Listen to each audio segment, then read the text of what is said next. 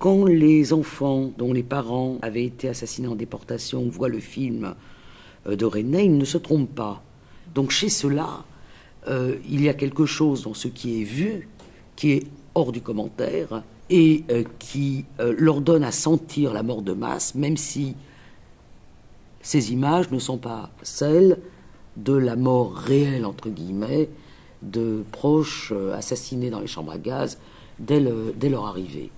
Donc je crois qu'il y a toujours eu cette vision.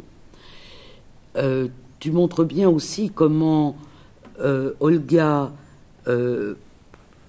sans comprendre, approche en mettant cette photo de la visite d'Himmler à Auschwitz en juillet 1942, qu'il y a quelque chose qui est comme comme un trouble chez elle, qui montre qu'elle n'est pas loin de saisir quelque chose.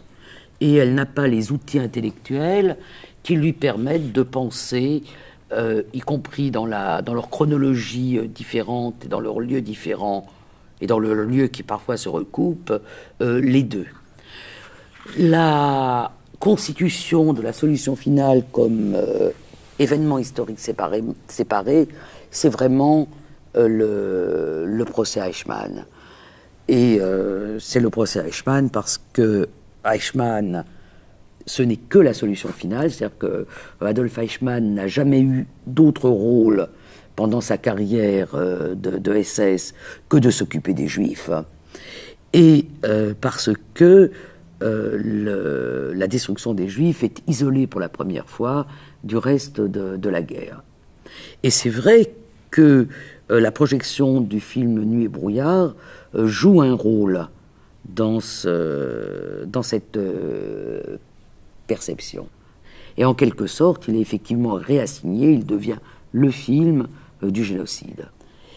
Et il est projeté comme tel dans les écoles, jusqu'au moment où on se met à hurler contre le film de Resnais et où on dit qu'est-ce que c'est que ce film? Il n'y a pas le mot juif, ou plutôt il y a une fois le mot juif, et on veut au contraire faire de ce film un film qui serait nocif parce qu'il brouillerait la perception de la Shoah, événement sans image.